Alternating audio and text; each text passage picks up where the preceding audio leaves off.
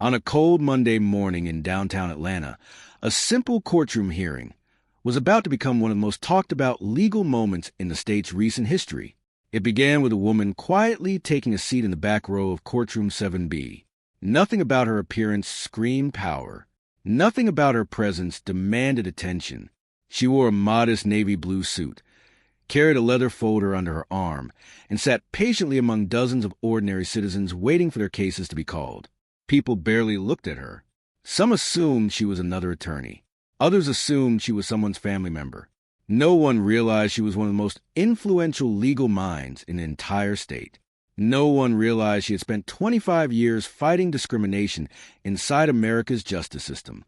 No one realized she was the elected leader of the state's Bar Association, representing thousands of lawyers and helping shape legal ethics policies across the region.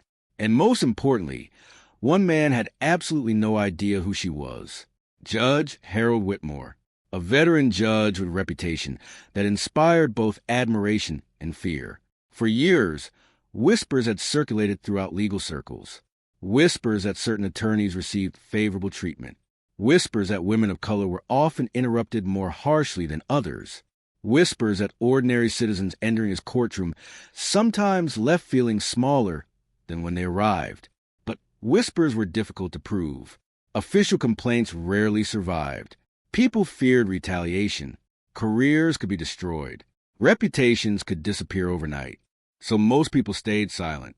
That morning, however, something unexpected happened.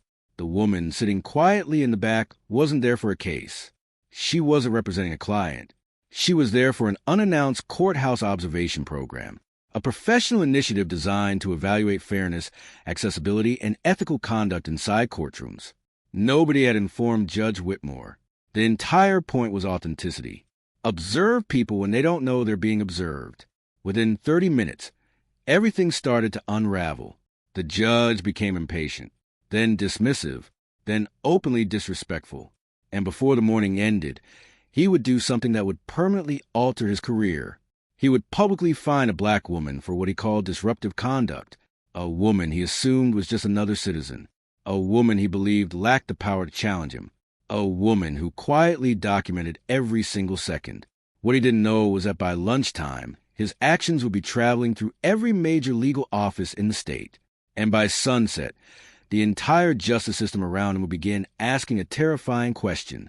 How many times had this happened before? Because sometimes the biggest threat to unchecked power isn't an enemy. It's a witness. And this witness happened to be the person responsible for holding an entire profession accountable. Before this story continues, if this story moved you, don't forget to share, comment, and subscribe to Black Legacy for more powerful stories about justice, resilience, and the moments that expose the true character of those in power. Her name was Amelia Carter. At 54 years old, she had built a career that young attorneys admired and powerful people respected. But her journey hadn't started inside prestigious offices. It had started in a neighborhood where expectations were painfully low.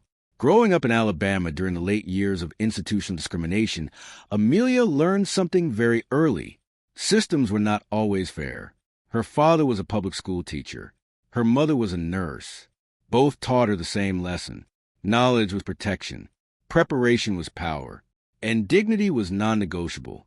Throughout her life, she watched countless talented black professionals work twice as hard for half the recognition. She saw brilliant lawyers overlooked. She saw qualified judges questioned. She saw confidence mistaken for aggression. Over time, those experiences shaped her mission. She didn't enter law to become famous. She entered law because she wanted ordinary people to feel safe inside systems that often intimidated them. Her rise wasn't easy. Law school came with obstacles. Early promotions came slower. Opportunities came later than they should have. But excellence had a way of becoming impossible to ignore. By age 40, she was one of Atlanta's most respected attorneys. By age 48, she became a statewide legal reform advocate. At 52, she was elected president of the Bar Association. Her leadership style was unique. She believed authority should be quiet. She avoided publicity. She refused to surround herself with unnecessary status symbols. She often visited institutions anonymously because titles changed people's behavior. Her philosophy was simple. The truth appears when power disappears. This courthouse observation initiative had become one of her proudest programs. Every month, legal leaders quietly visited different courts. No announcements, no cameras, no warnings. The goal wasn't punishment. The goal was improvement. Most judges performed exceptionally well. Some even exceeded expectations. But Courtroom 7B had repeatedly appeared in anonymous surveys. Patterns emerged. Female attorneys reported excessive interruptions. Minority litigants reported feeling disrespected. Citizens described unnecessary hostility. Nothing individually alarming, collectively concerning. Amelia volunteered to observe personally. She wanted first-hand information. At precisely 8:15 a.m., she entered the building. She greeted security. She passed through metal detectors. She signed visitor logs. Then she sat quietly in the courtroom. Judge Harold Whitmore entered exactly at 9 a.m. He was 63 years old, experienced, decorated, respected publicly, intimidating privately. He immediately commanded attention. The room fell silent. Cases began moving quickly, too quickly.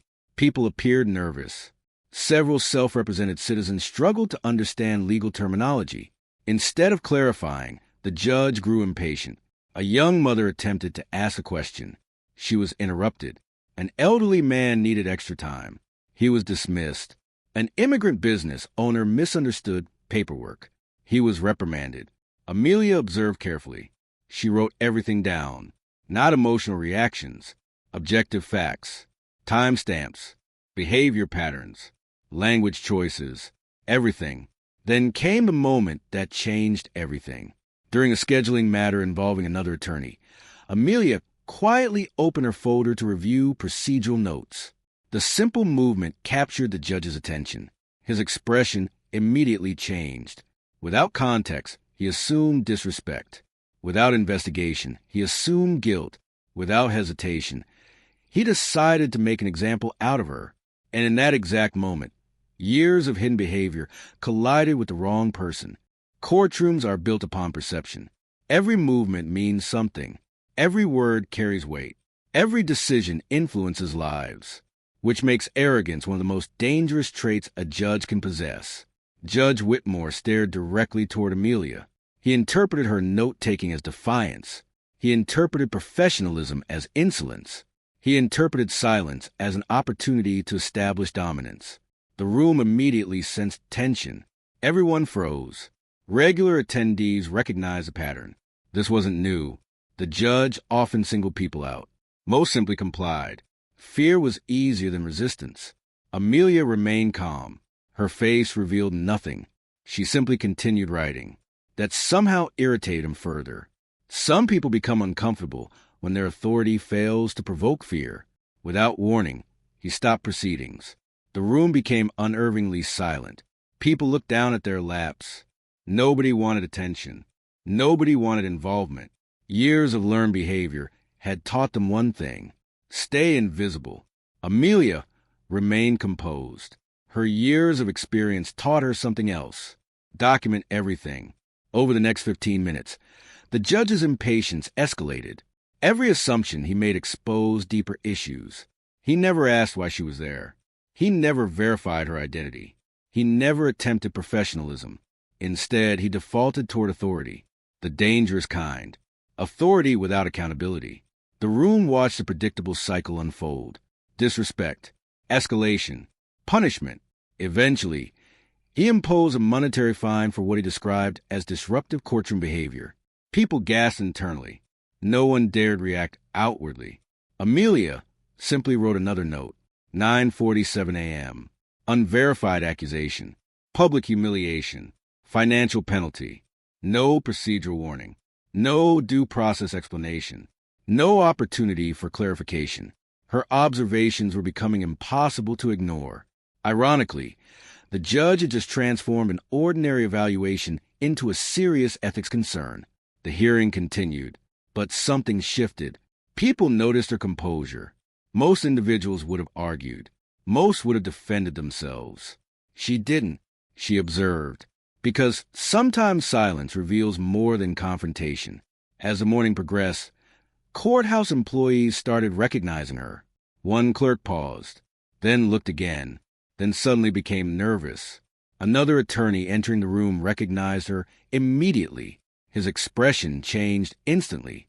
He said nothing, but anxiety spread across his face. He understood exactly what was happening. He understood exactly who she was. And he understood exactly how serious this had become. Still, Amelia continued observing, because one incident wasn't enough. Patterns mattered. Patterns created evidence. Patterns exposed culture. By noon, she had collected pages of documented observations, excessive interruptions, disparate treatment, inconsistent patients, public humiliation tactics. Everything was measurable. Everything was undeniable.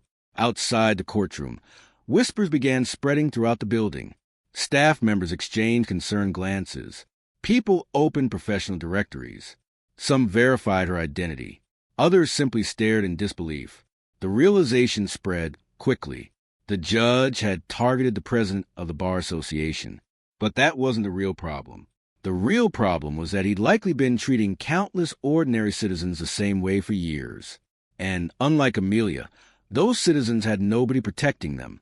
That realization sent chills through the building, because injustice often survives through repetition. The same behavior, repeated enough times, normalized enough times, ignored enough times, until someone finally documents it. And Amelia Carter was documenting everything. By early afternoon, emergency phone calls began reaching legal administrators. Ethics committees became involved. Senior judges were notified. Court executives requested immediate reports. Nobody was panicking because a powerful person had been offended. They were panicking because a serious systemic issue had just been exposed in real time. Amelia sat inside a conference room, reviewing her notes. She wasn't angry. She was disappointed. Disappointment was worse. Anger can fade. Disappointment transforms institutions. Every page told a story. Every observation represented someone previously unheard. The young mother, the elderly man, the immigrant business owner, the dozens of citizens who had normalized mistreatment. The evidence painted an uncomfortable picture. Meanwhile, Judge Whitmore finally learned who she was. Witnesses later described his face draining of color. For the first time all day, certainty disappeared. Reality arrived. He replayed every moment, every assumption, every act of impatience, every display of authority. The realization hit him harder than any public criticism ever could. His behavior hadn't changed because of her title. His behavior had revealed itself because he thought she had no title. That distinction mattered. It mattered enormously, because true character appears when nobody important seems to be watching. By evening, an official review was announced, not because she demanded one, because evidence required one. Courthouse employees were interviewed. Attorneys submitted previous concerns. Archive complaints resurfaced. Patterns emerged immediately. What once appeared isolated suddenly looked systemic. Years of overlooked experiences started connecting together. Former litigants came forward. Retired attorneys spoke openly.